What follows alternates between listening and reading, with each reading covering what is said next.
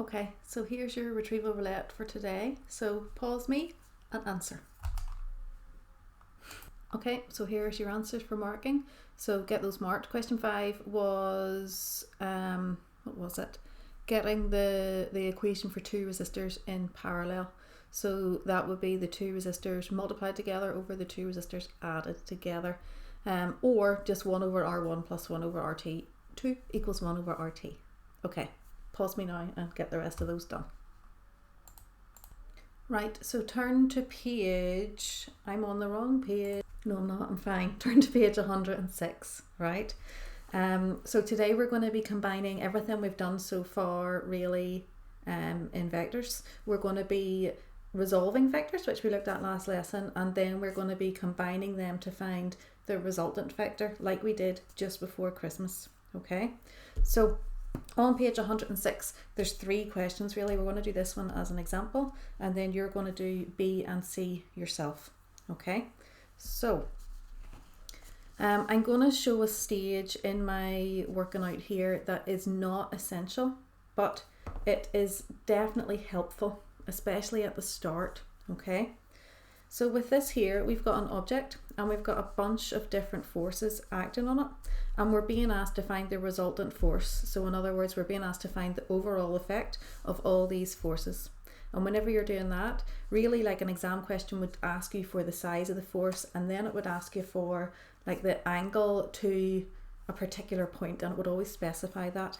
So if you have this situation, you have to resolve the forces vertically and horizontally, and then that means you can combine them to find an overall horizontal, an overall vertical, and then combine those to find the total resultant.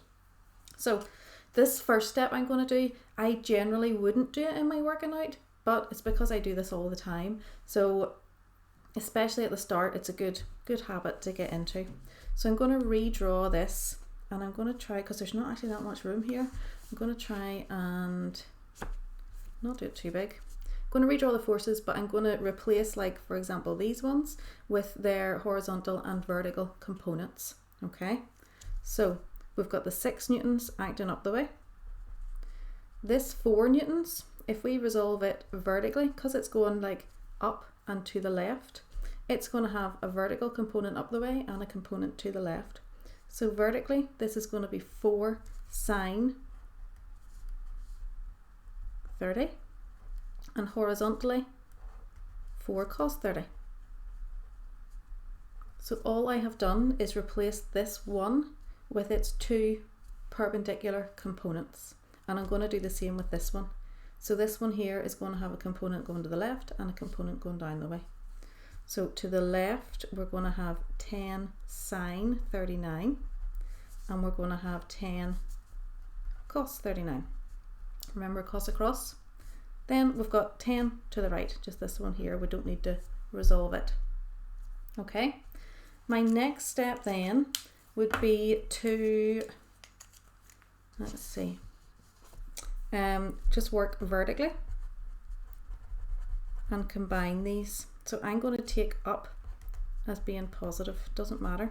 If I end up with a negative answer, it means my resultant's going down.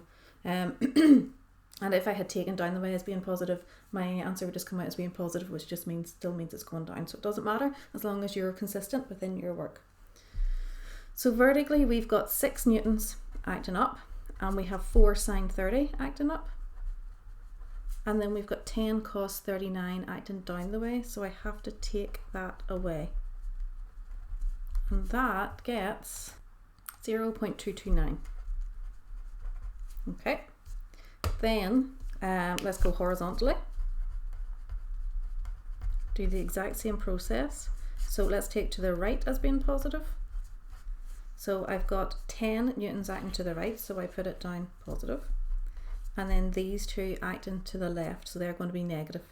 So minus 4 cos 30 minus 10 sine 39. So it's just these 2 here getting taken away, and overall that gets 0.243. Forgot to put my units on. Okay, So now we're in a situation that we are familiar with. We've got a horizontal vector and a vertical vector, and we have to find the resultant of those. So if I sketch that out tip to tail, remember, so I've got my 0.243 horizontally, and I've got my 0.229 vertically. My resultant is the one that takes me from my starting position to my ending position, and I'll work out that wee angle there. So just use Pythagoras, because it's a right angled triangle, to get the resultant. So r squared equals 0.229 squared plus 0.243 squared. Okay, let's see what that gets. So that gets 0.334 for my resultant. So add these together and then square root. Then to get my angle here, I'm going to be using the opposite and the adjacent, so it's going to be tan. So theta is going to be tan to the minus 1 of 0.229 over 0.243. And that is 43.3. Okay, so on this here page, there's obviously not enough room here to do these, so do these just in your blue workbook or a bit of file paper, okay? So I should have said pause the video now and do those before we move on to the next wee bit, so make sure you get those done. Okay, hopefully you got on all right with them. Over on page 107, we're kind of using the same principle here, but this time there's no resultant force. So this time we're looking at if an object is in equilibrium and we have an unknown force, okay?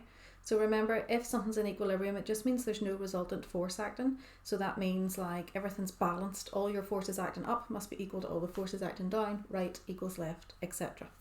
So we can use that fact to find an unknown force or an unknown angle or both, and that's what we're going to be looking at here. So again, on this page we've got 3 questions. We're going to do the first one as an example, and then you're going to do the second to yourself. Okay, so let's see, find the magnitude and direction of force F if this object O is in equilibrium. So that means there's no resultant force. So that means vertically we're in equilibrium, horizontally we're in equilibrium, etc. So again, I will, here's what I found. Oh, jeepers. Again, I will redraw this, right? So I'm just going to be resolving these 2 forces and drawing in the components that are acting vertically and horizontally. So we have this one here is going to have a component F.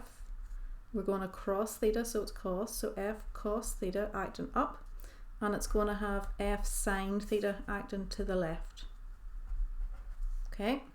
This one, 5 cos 30 acting up and 5 sine 30 acting to the right, and then we just have 7 newtons acting down the way. Okay, again I'm a bit worried I'm going to run out of room here. So let's go vertically first of all, right? So vertically we're in equilibrium. So show the examiner you know what you're on about. You can either just write that, or you could write even like up equals down.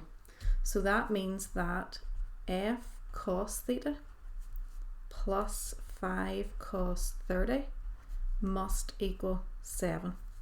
Because if this is an equilibrium, there's no resultant force. The combined effect, like these all added together, must be 0. Or you can just do it like what's acting up must equal what's acting down. So I'm going to take this away from 7 and see what we get.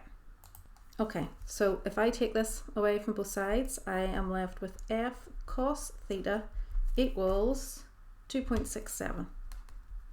Okay, and we'll come back to this. Then if I look horizontally, we'll underline that so that I can pick it out easily later.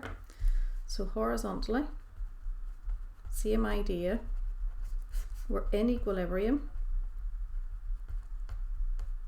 right? So that means that what's acting to the left must be equal to what's acting to the right. So F sine theta equals 5 sine 30, which I think is 2.5.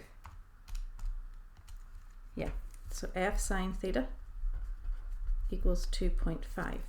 Now, here's a nifty wee trick. I really like this. We've basically got here, we've basically got here 2 equations, 2 unknowns, right? But we can make use of this little fun fact, right? So basically we're going to make use of the fact that we know sine theta divided by cos theta gives us tan theta. Okay. I can't remember if we have talked about this so far this year. Can't remember if it's come up in anything, but anyway, I can show you where that comes from, because see if you remember that sine of something, so sine theta is O over H, and if we're dividing that by cos theta, which is A over H, these H's here are going to cancel, so we're just left with O over A, which is tan theta. So this here is a good wee fact to remember. Okay, so if we know this, right, if I take this equation here, so let's call that equation 1, and this one equation 2, if I divide equation 1 by equation 2, I'm going to be able to cancel these f's and I'll only be left with one unknown. So let's do that.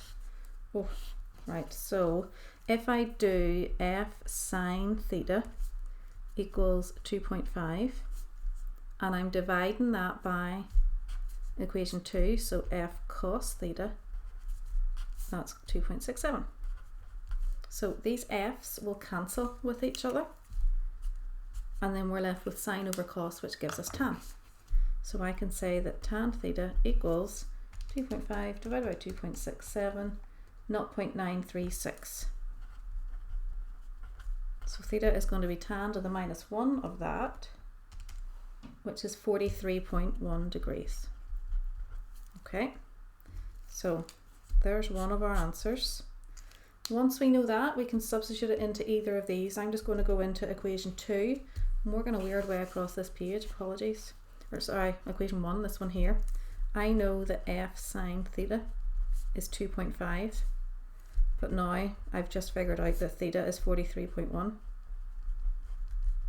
So if I divide 2.5 by sine of 43.1, so let me go 2.5 divided by sine 43.1, oh, I get 3.66.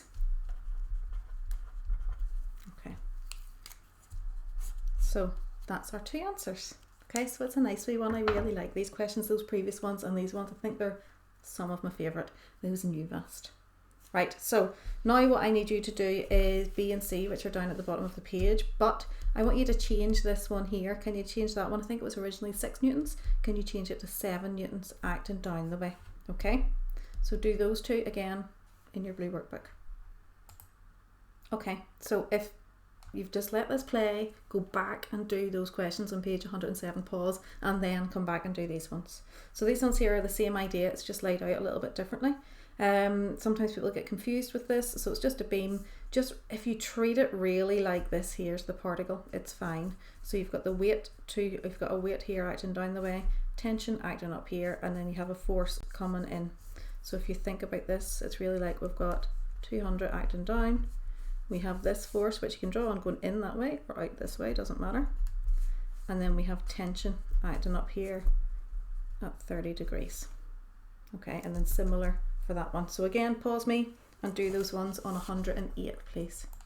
Okay, so just one last little bit to get finished up, and then that's this whole topic done. So on page 109, this is just really the scale diagram version of what we've just been doing. So if you know something is in equilibrium, there's no resultant force, then that means your scaled vector diagram is going to be closed. So that means you will end up back where you started whenever you add them tip to tail. Because do you remember whenever you're finding the resultant, you add all your vectors tip to tail, and then your resultant is what takes you from where you started to where you end up. So if there's no resultant, you're going to end up back where you started. So if we have this here little example, with this particle and all these forces acting on it, if we were to draw a scale diagram of this, that will be in equilibrium. So we're going to do that. So I'm just going to use the scale 1 Newton 1 centimetre. So I'm going to start off with this wee 3 Newton 1, doesn't matter where we start. If I go here, so my 3 newtons I'm going to draw as 3 centimetres. Okay, on to the end of that, I'm going to draw my 5 newtons at 53 degrees. So get your protractor. Do a wee mark at 53.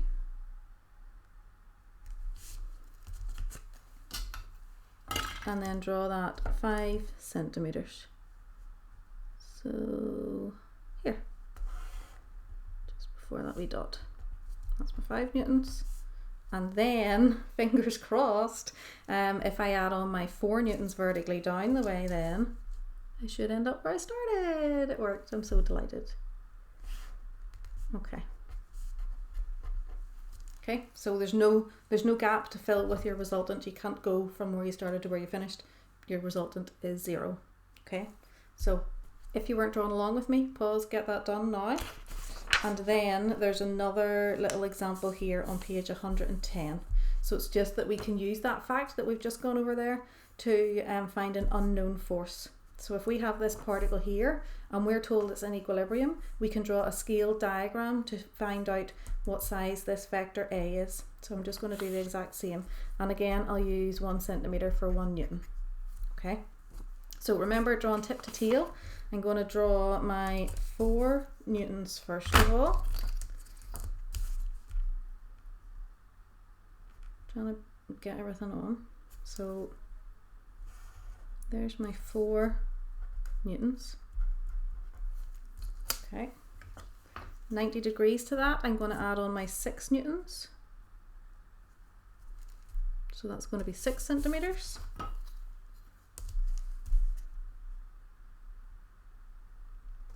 Oh, up to there. And then A, if I add on to that, is going to take me back to where I started, and I know that because I was told it's in equilibrium. So I'm using that fact to figure out this unknown. So A is that one. Then all you have to do is measure. So let me see. I have got 7.3. So A is going to be 7.3 newtons. And let's figure out this angle here because the question didn't specify which one. If it did, obviously that's the angle that you would do. So I've got 34. Yeah. And theta 34 degrees.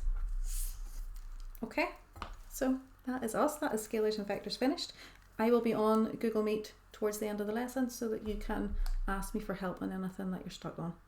Okay, bye.